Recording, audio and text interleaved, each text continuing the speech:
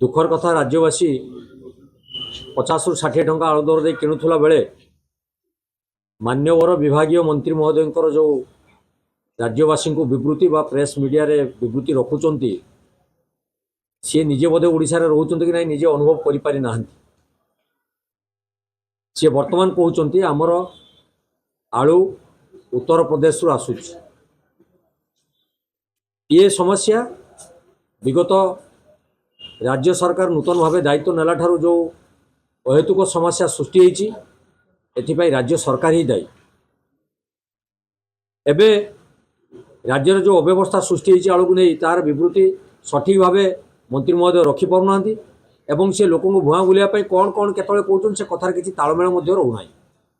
दुर्भाग्यर विषय जे double engine सरकार कहूथुवा वर्तमान राज्य सरकार लोकों को दरदाम रु निस्तार दौना। मु आउ पादे आगू जी ये डबल इंजिन नुहे ट्रिपल इंजिन जिते मंत्री महोदय घोषणा कले यूपी रु आलू आसो यूपी सरकार अच्छी तेणु आम देखीचु दुईटी इंजिन लगिकी बेले बेले माल गाड़ी बुआ जाए आउ भी गोटे गोटे इंजिन मझीर पछरे लगा जाए से धक्का भी मारे। ये तीन इंजिन लगी सारा पर यूपी रु आलू आसी पहुँची पारुनी जो द्वारा कि आलूर बर्तमान अवस्था शोचनीय।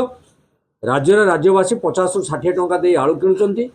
आलू मिशन फेल एवं नैतिक दृष्टि मान्यवर मंत्री महोदय इस्तीफा देवार आवश्यकता रही कारण से बारंबार जो विभ्रांतिकर तथ्य गृह में उपस्थापन करुँच साधारण खाउटी हतसंत होती से विचार विमर्श कर से निश्चित इस्तीफा दिंतु एवं राज्य सरकार एप्रति जत्नवान हूँ। केवल आलू नुहे आलू ठारू आरंभ कर पियाज ठारू आरंभ कर विभिन्न नित्य व्यवहार्य सामग्री जो अहेतुक दरदाम वृद्धि चली से जत्नवान हूँ।